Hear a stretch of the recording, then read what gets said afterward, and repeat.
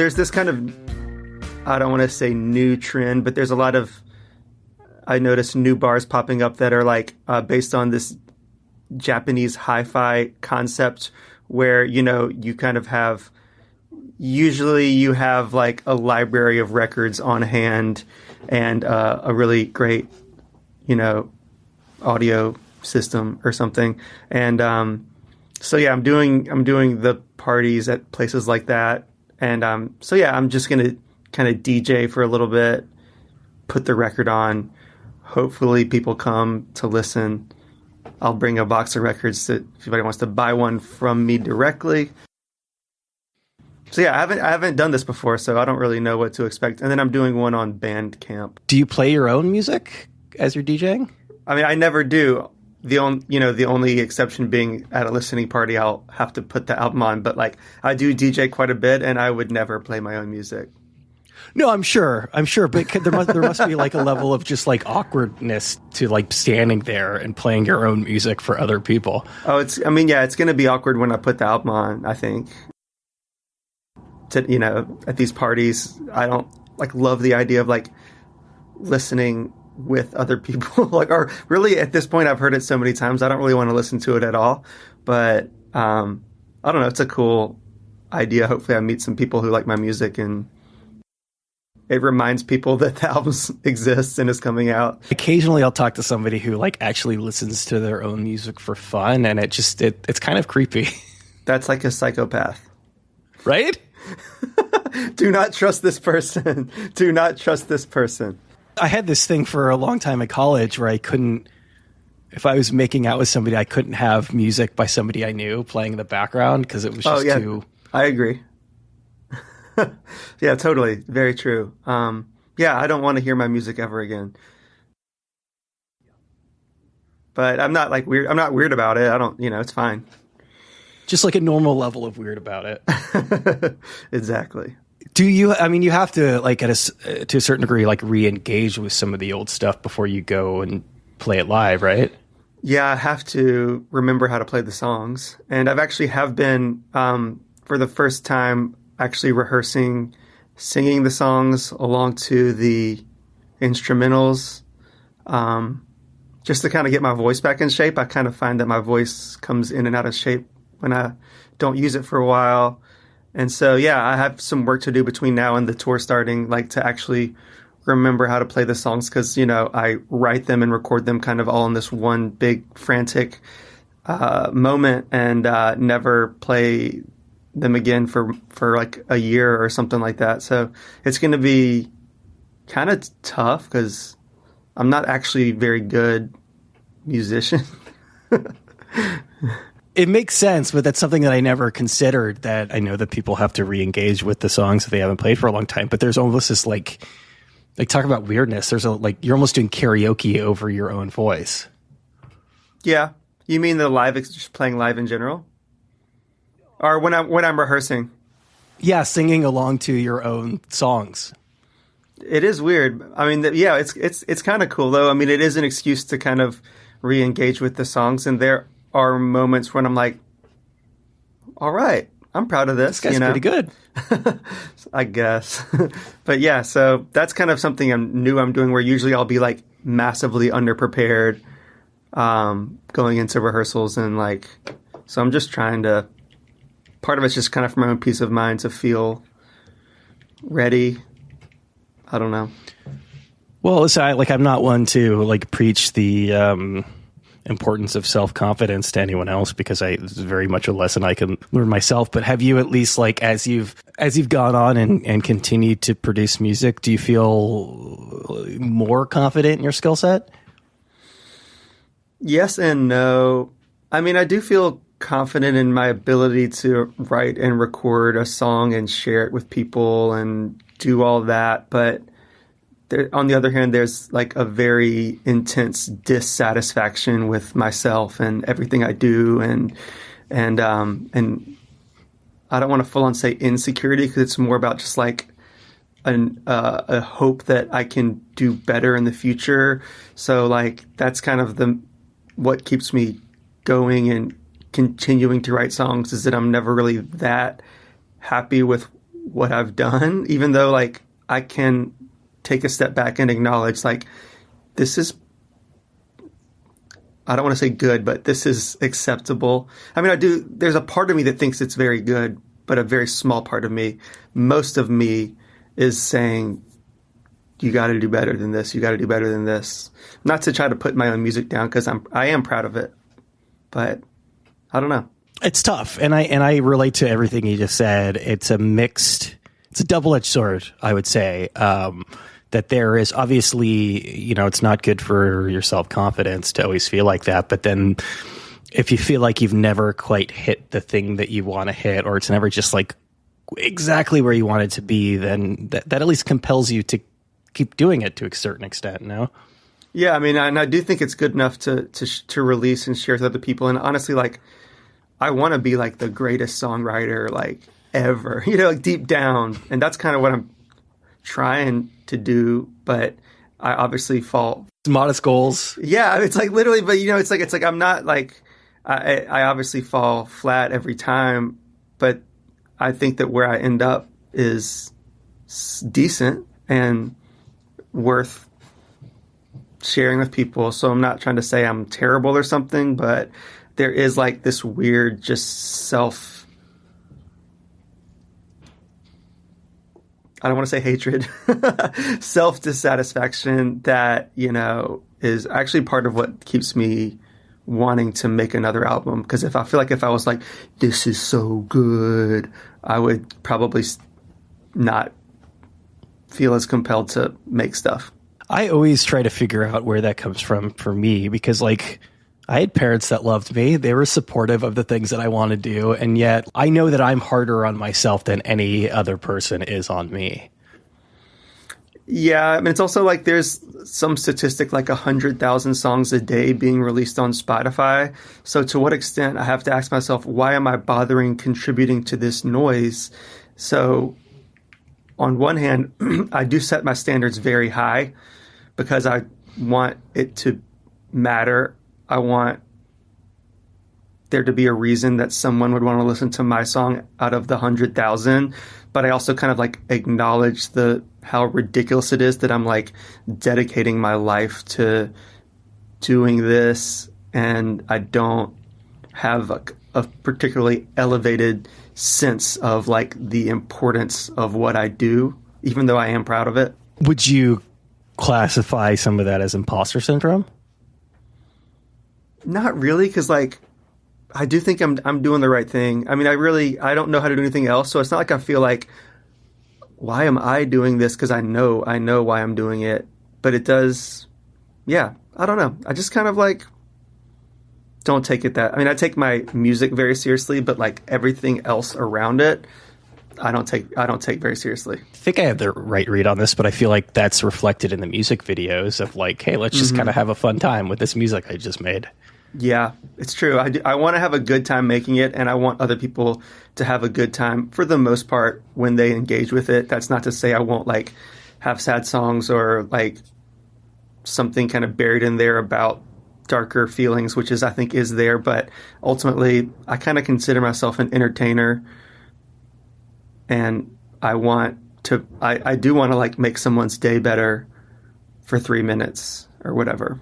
This is cliche, but it's cliche for a reason. Like that to me is a benchmark of great pop songs, is balancing like the subject matter with some, you know, some dark subject matter with like a really great hook. Yeah, those are my favorite kind of songs where it's kind of, they sneak it in there a little bit, you know? Do you have benchmarks for success? I mean, is there an extent to which, people paying attention, people coming out to the shows, critical feedback or anything else like gives you a reason to keep doing this? I mean, not really. I feel like I've already exceeded like my expectations from like being growing up in like Jackson, Mississippi. I mean, I remember there was a point when I was talking to a friend, and this is like before I ever had an album out, but I was releasing the demos that became my first album, and we were kind of talking about our goals. And I was like, I want to play a show in New York City. That was like my goal. I was like, if I could just do that, that would be something I'd be proud of for the rest of my life. And I have to remind myself of that kind of thing because I've played New York like 100 times. I've played, a lot of places around the world. But yeah, there's always something else. I have recently the song I made with iDress went platinum. I never thought that would happen in my entire life. And so, yeah, there's the benchmarks are more creative where it's like, I just want to make something so good. I don't know. And then like, as far as like commercial success or anything like that, I've always been prepared to just be broke, to like die penniless in a gutter. I really don't care. And thankfully I'm able to like make a modest living actually making music, but I've never been like a business minded or commercial minded person where I'm really bad at that, to be honest. So I don't know. I'm just thankful that enough people have wanted to listen that it is working out okay. But my only really benchmarks are just the quality of the music. When you say you have to remind yourself, what does that mean to remind yourself that, that this is kind of, I guess that you're lucky that you're able to continually have this experience? Yeah. For example, I have a tour coming up, and like there are moments where I'm excited about that and moments where I'm really stressed out and dreading it, to be honest, even though like it's a process that I really love. I feel extremely lucky to be able to perform music I wrote to an audience, however big or small it is. But like in moments where I'm really stressed out or maybe dreading something that's kind of that I have to do to promote my music or something like that, I have to remind myself of that I'm able to do it at all and remind myself of where I was as a kid dreaming about this. It's crazy. You know what I mean? So yeah, I mean, there are, I've been writing songs for like 25 years straight up. This is my 6th album. So I do have to remind myself, maybe even not actively, but subconsciously, be in a place where I am really aware of how special this is. Do you get stage fright or do you get anxiety at all around playing live? Well, I don't get stage fright, but the only anxiety I have is around my singing voice, because I've had some like mildly traumatic experiences where my voice went out when I was sick and like I was embarrassed. Although honestly, after going through those experiences, the audience is there with you. They're down. They don't really care that much. I'm still alive. Nothing really that bad happens, but I have this weird fear of losing my voice because I actually do have a little bit of a sensitive voice. That's one of the reasons I'm like actually practicing singing for the first time in my life. But yeah, so like it's not stage fright where I'm like very comfortable being in front of people singing my songs. There's nothing bad about that, but there's like a bit of a paranoia about like losing my voice. That's like the main thing. This is like an anxiety. This is the way that anxiety manifests itself that I have to deal with, is trying to figure out like how much to draw attention to that fact. Like on one of those nights where you got your voice is a little bit scratchy. Do you address it? Obviously you don't want to dwell on it, but part of you kind of wants to really like be like, hey, guy, don't worry. This isn't how I usually sound. Yeah, I actually have changed my mind about this over the years, and at this point I don't say anything about it. I feel like if it's that bad, I should cancel it. I mean, that's usually if it's like I feel like I'm damaging my voice by singing through truly like a bad thing. But like I feel like as part of my like feeling that I'm an entertainer is that like I don't want one little thing I do or say to make somebody feel like, oh, I wish I came to the wrong concert. His voice is not as good as it usually is. Like I wish I went to one of the ones where his voice was perfect. So I actually never say anything negative. I try to not say anything negative at all on stage, just because I want somebody paid money to come to this, and I want them to feel like it's like the best thing ever. Have you taken singing lessons at all? I have. I mean, even when I was really little, I like came up singing in church and school. I went to a performing arts elementary school where I was in the theater program and I was in a lot of musicals. So I took singing lessons when I was very young, And I, before my last tour a couple years ago, I took some like singing lessons, which I think helped. But I think what I've realized is that like I have enough of a basis to understand how to sing. I just need to like exercise the muscles and keep my voice in shape, which is something I don't do if I don't have a reason to do it. I'll go months without singing that much. Even I might write a song and I sang a little bit that afternoon, but like as far as getting in the habit, I find that like, yeah, just singing for like 30 minutes a day makes the world of difference between like, not doing it. And plus I do, I'm going out to social situations a lot, talking over loud music at a bar or something is pretty bad for your voice. Yeah, drinking doesn't help either. Yeah, I like recently quit coffee because of the acid reflux and stuff like that. Yeah, got to be careful. I quit coffee during the pandemic, and I had actually quit drinking before that, and I found quitting coffee to be like 10 times harder for me, just in terms of like real chemical dependency. Yeah, it's really corny. Like I have this product that I got called Wean Caffeine. I mean, you could do this yourself, but it's like this thing that they give you a caffeine pill, and like every 3 days it goes down by 10 milligrams. So, if you drink a cup a day, you start with 100 milligrams pill a day, and then after 3 days it goes to 90 milligrams, and it lasts 30 days. And I did it once before because I quit coffee for my last tour, and then I like started again. So we'll see if I like start again. But I like it. Once I'm really fully off, I realize that like I think that I do sustain energy better throughout the day rather than like go crazy for like an hour and a half and then feel kind of weird in the afternoon. So I don't know. It's just something I'm doing right now. Yeah.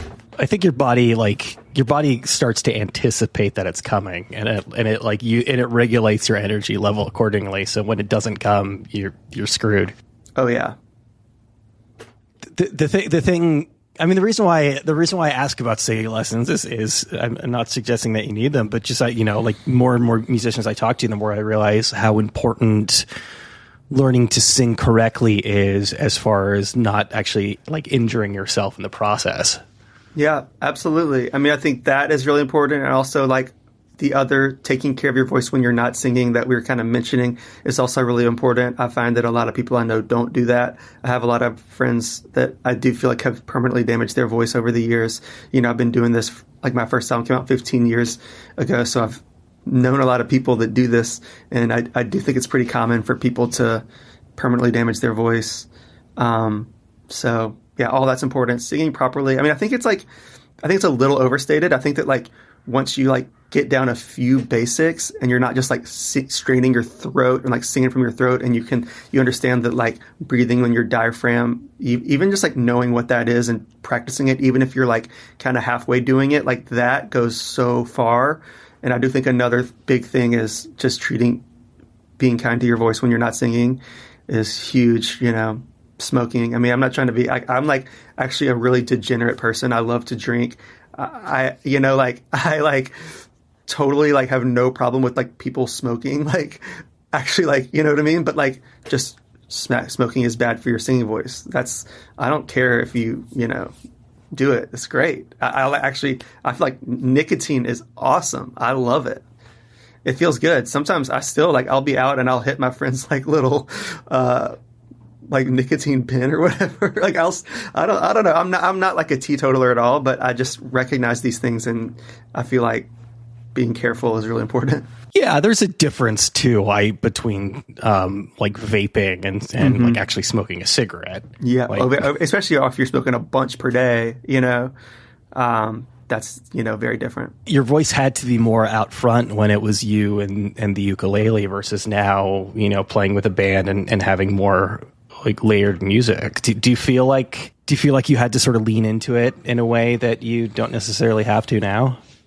Not really, because I do feel like in my recordings I mix my voice pretty up front, and when I'm live I do, even though there's more going on in the like arrangement, I do have my vocals pretty forward in the mix, like on the album and both live. So I do feel like it is like up there in your kind of like in your face a little bit, and so I don't necessarily, to me, it doesn't feel like my voice was more exposed then than it is now. Although now that I think about it, it was, because, you know, I did an entire European tour, part of which was opening for Animal Collective in like venues that were 1,000 to 2,000 people, just playing ukulele and singing with my friend, playing maracas and tambourine and doing harmonies. And it was like very bare. So obviously my voice is much more exposed then, but I've never really thought about it that way.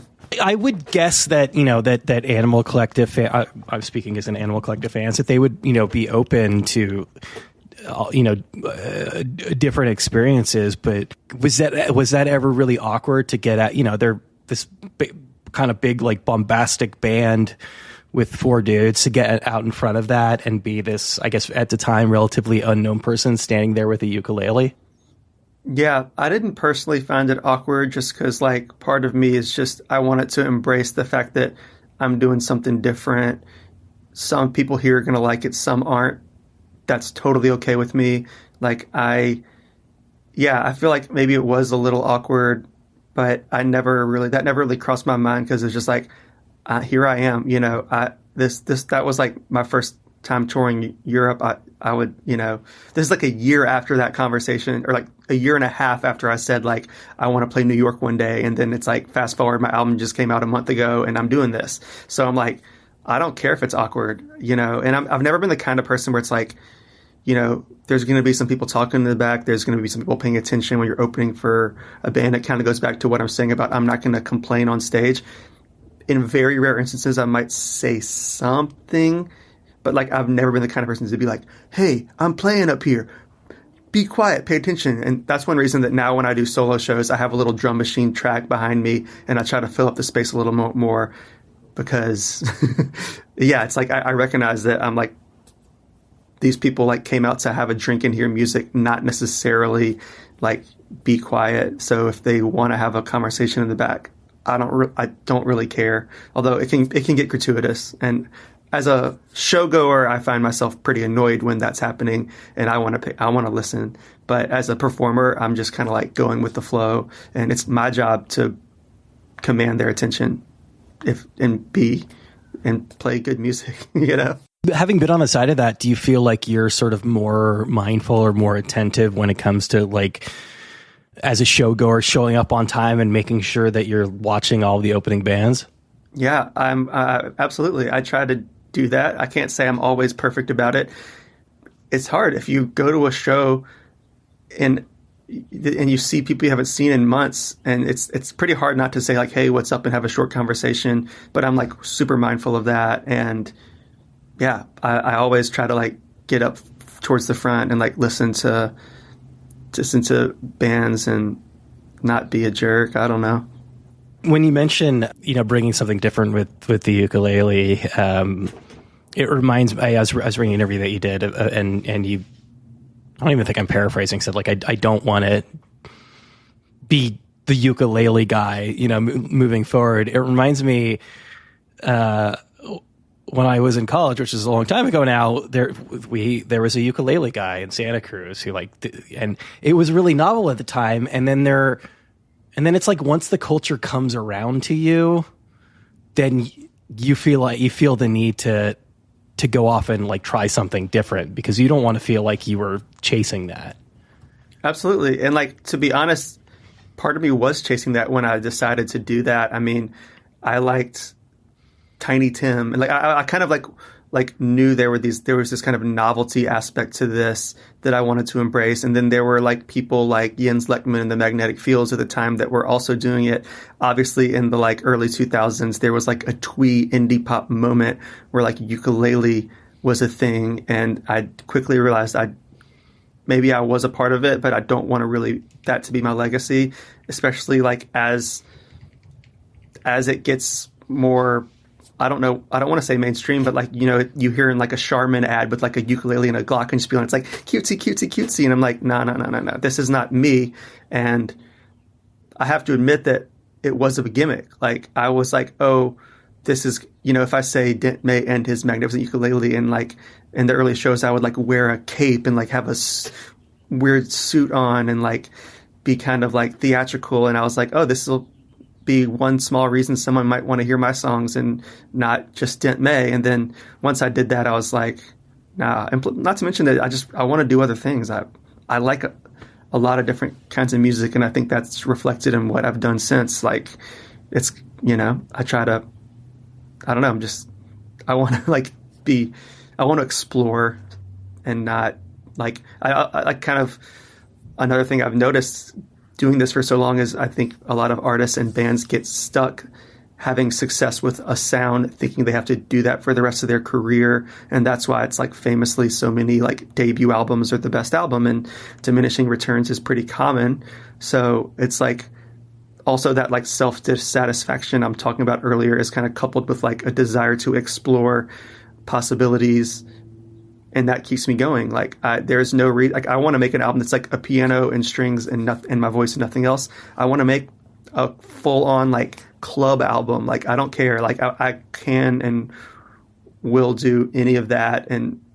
But as it is, kind of like my albums have like a little bit of each, oftentimes, but something I reflect on a lot. Years and years ago, I was interviewing Wayne Coyne from the Flaming Lips, and at the time I was using, like in the context of the conversation, was using the word gimmick like as a bad word, as like most people, usually you use a word like gimmick and the connotations are that it's like, like cheap or hacky, or that it detracts from other things. But he effectively said, yeah, like we're a gimmicky band. We do gimmicks. We like gimmicks. And that I was like, yeah, I love that. I love just like, continuing to embrace that and not necessarily feeling like doing something like maybe a little bit silly or a little bit out of the mainstream is like necessarily a bad thing.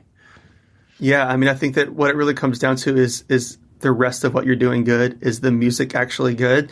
Like a gimmick that, that contributes to great music, or that's like one aspect of just the way you perform or present your music. If it's amazing, people are going to love that. But if you're gimmicky and the music sucks, people are going to hate that.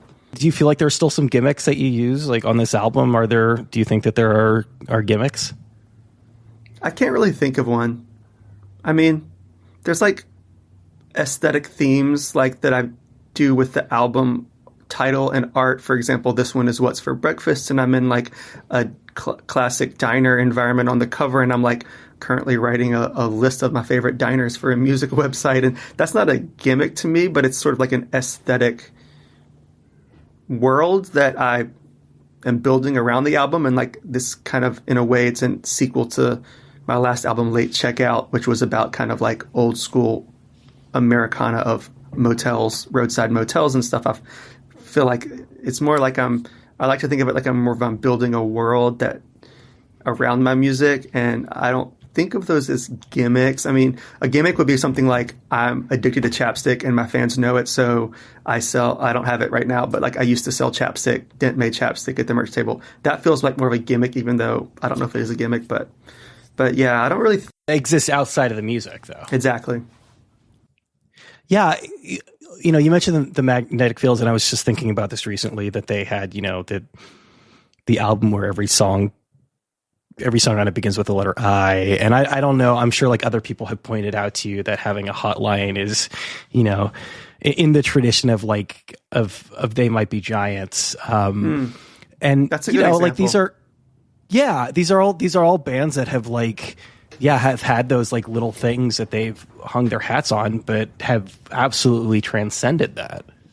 Totally. Yeah, the hotline in the one called That's All video, you could describe that as a gimmick, or like, but again, it's also more of like an aesthetic world, because I'm like doing the like lawyer, the like ambulance chasing lawyer commercial and stuff like that. So yeah, I mean, it's kind of gimmicky, but it does feel like it's like building a world around it. And it's, I don't know, I'm not trying to say it's good about it. The hotline part of it was actually the part that my least favorite part about it, because I've noticed it's a really common thing for bands to do. Like, call this number to hear a little snippet of the album. Like, it's really, really common. But this was more like, once I had settled on doing this like lawyer thing, which Nathan expanded to include like other types of commercials, like they all have this number flashing, and Dent May is 7 letters. So like I can't remember what it is, a 1833 Dent May or whatever. It's like, I can't not do this. You know what I mean? Yeah. And there are worse things to be compared to than They Might Be Giants, like in my estimation. I love them. I mean, I didn't even know that they did that, but I've seen a lot of people do it. I mean, they might have been the first, but yeah. Yeah, early days they had something called Dial a Song, which was like, oh, cool. You know, like pre like a kind of a pre-internet kind of thing. But I was also thinking that, like, again, getting back to the Magnetic Fields album, you know, I was thinking about that and I was curious. I should go back and kind of read, you know, the process of actually writing those songs, because I was wondering how much of it was them kind of working backwards into that, how much of it was him really like setting a set of parameters for himself to build an album around. And it strikes me that like that the latter probably applies to a lot of your stuff, in that building something around a theme, like it gives you a focus so that your brain's not going in too many different directions at the same time. Yeah, I mean, setting restrictions is so important. And that's probably the hardest thing for me, because like my music can be quite maximalist, and, you know, I am kind of like a everything but the kitchen sink type of arranger. And I kind of like that. I'm not necessarily trying to go full on minimal, but, you know, like, for example, I was like, I'm not going to have any strings on this album or horns, even though I ended up putting one trumpet, and I have a lot of like fake synth strings, but it was just kind of a thing where it's like, oh, I'm going to like limit the palette a little bit. And it's a little more, you know, there's a little bit less going on.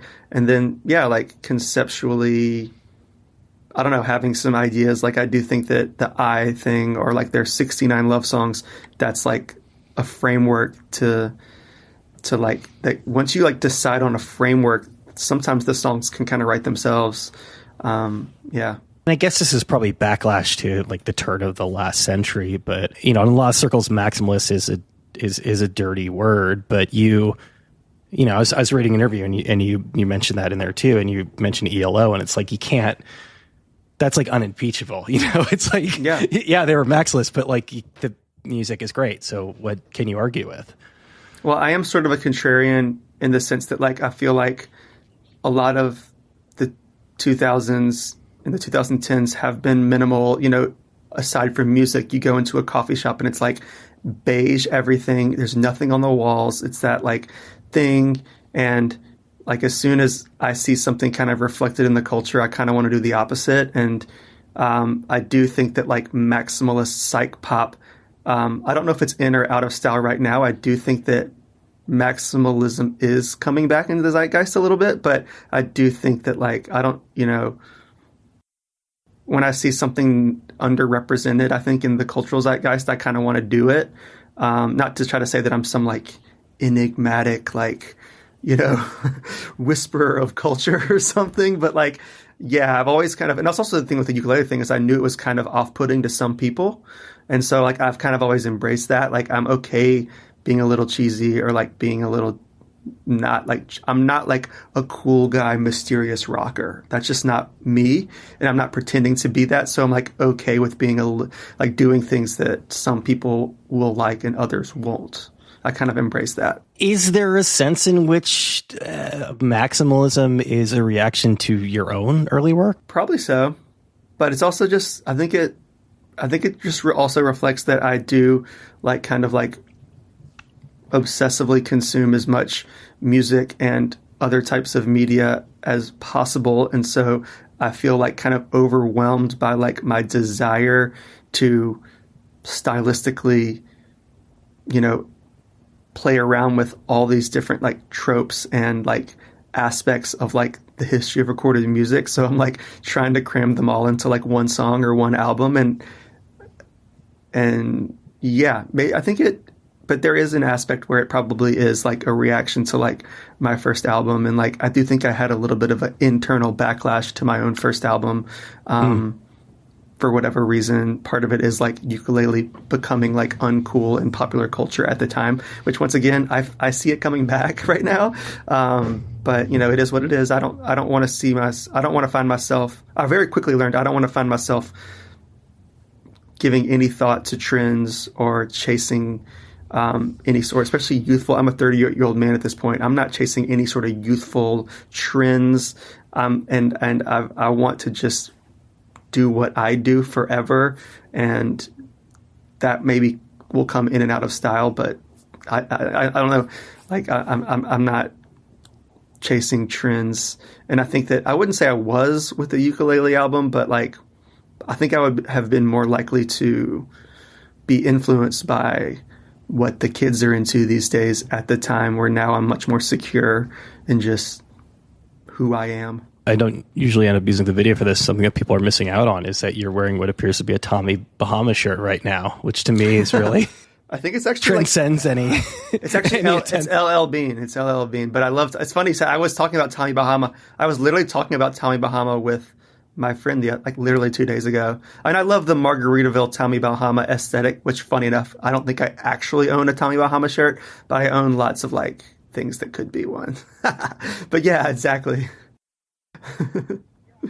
Funny moment in my life when I crossed that threshold from really enjoying the yacht rock video series to and listening to the music ironically to actually like, oh, this is an earnest enjoyment of like, I mean, obviously now it's like cool to talk about how great Steely Dan is, but you know what I mean? Like that it was almost like taken as a silly thing at the time. They obviously had a lot of reverence for it, and then it's like, yeah, sometimes if you play something enough times, ironically, you begin to really like appreciate it on a very real, fundamental level.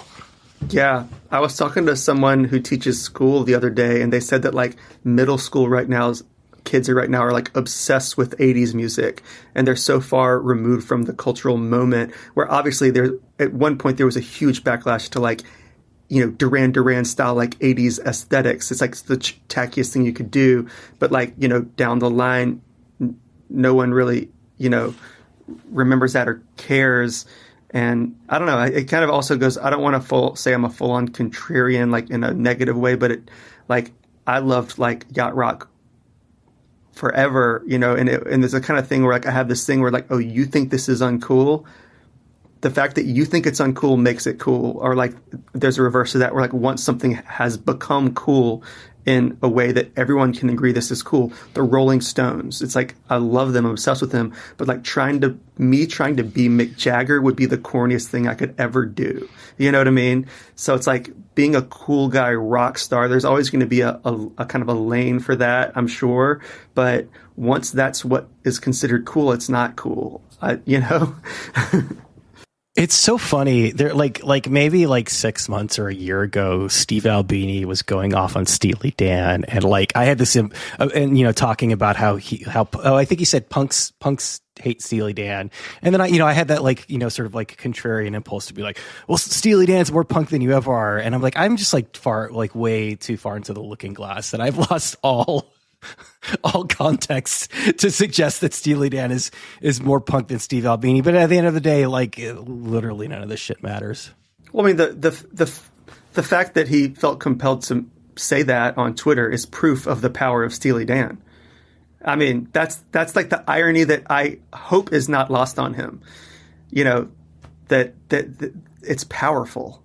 And yeah, it doesn't matter if you like it or not. I would never have like the ego to think that like I need to get on twitter.com and be like, oh, everyone likes this thing, here's why you shouldn't like it. Like that, to me, like I used to do stuff like that, but that's like to me the worst like narcissistic impulse, you know. And I'm not trying to call out people who chime in on pop culture on social media. It's fun, and in a way it's necessary. Like it's impossible not to, but like I'm out. Like I'm not ever going to do that. And especially when it's like, you know, there's like the like let people enjoy things type meme or whatever, where it's like, yeah, I don't care if you like the same stuff I like or not.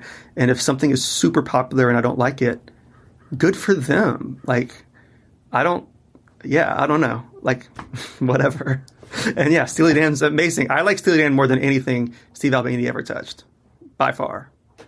And not to say he worked on some great stuff, but not enough for him to like come saying that stuff. Yeah.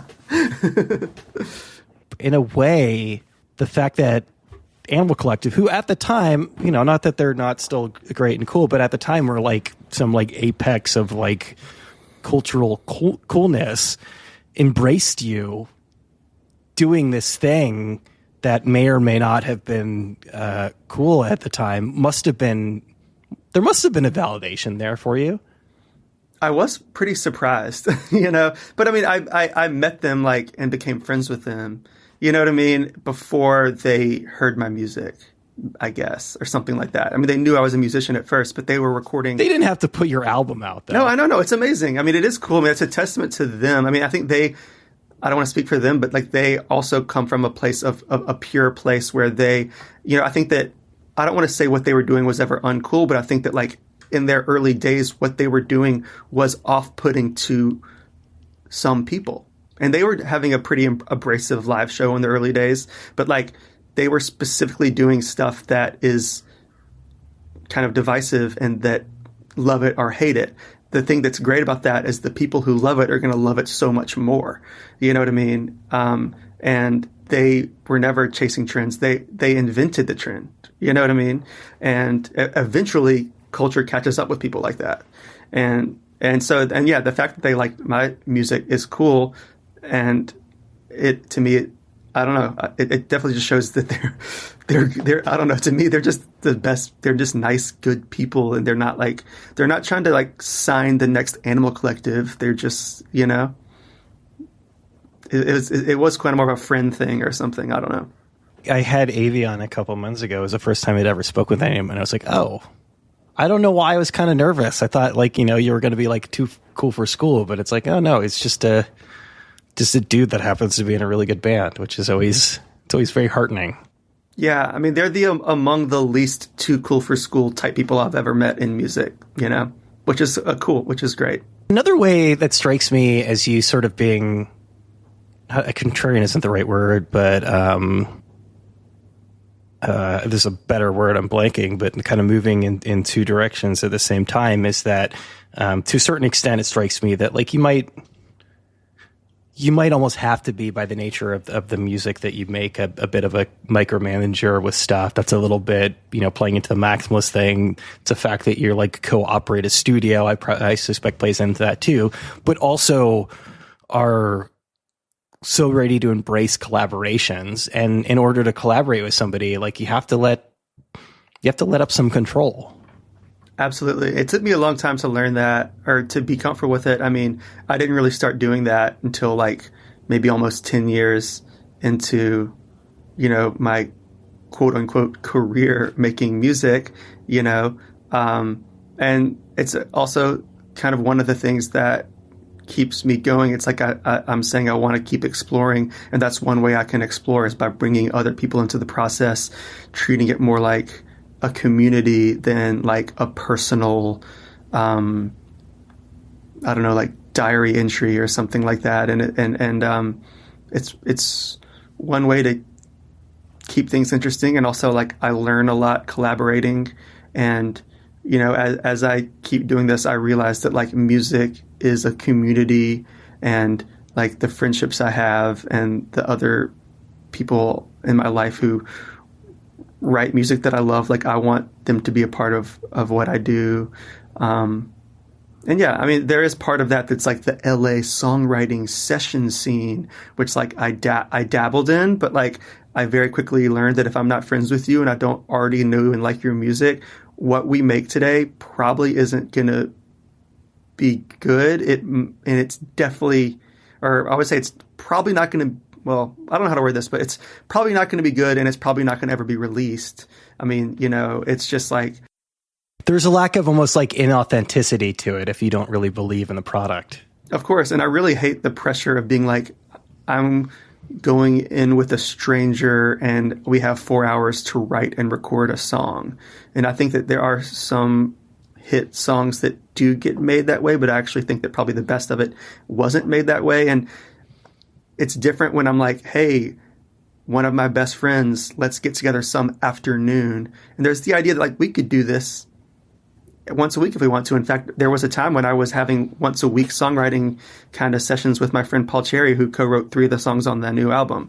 But like, it's way different when you're like, have a friend for 4 hours being like, let's see what happens, than like a stranger that was like set up by like a publishing company or an artist manager. I don't know. I'm always open to it, and I do get those emails sometimes, and it's when someone that I've already really catches my ear. That's when I say yes. In fact, Jordana, we already followed each other on social media, and we liked each other's music, and had, I think, probably communicated like maybe a little bit like on social media, but like that was actually one of the few things that like a publisher or manager or somebody like made that session happen, and now we're like good friends. So never say never. I had Carl Newman on the show, and I asked him the question of just like, because I've talked to a lot of people who have like these really successful, I guess, what you would deem like indie rock or like, like mid-level with successful careers. And I was like, you write such great pop songs. Have you ever considered, doing this for, being part of that machine? And he said, don't you think that if I could have gotten that to work, that I would still be doing that? like that, like obviously in terms of making a living doing music and still being able to pursue your thing on the side, like that's a great road to go down. But not everybody, even like people who can write a great hook and great song, are not necessarily equipped to do it that way.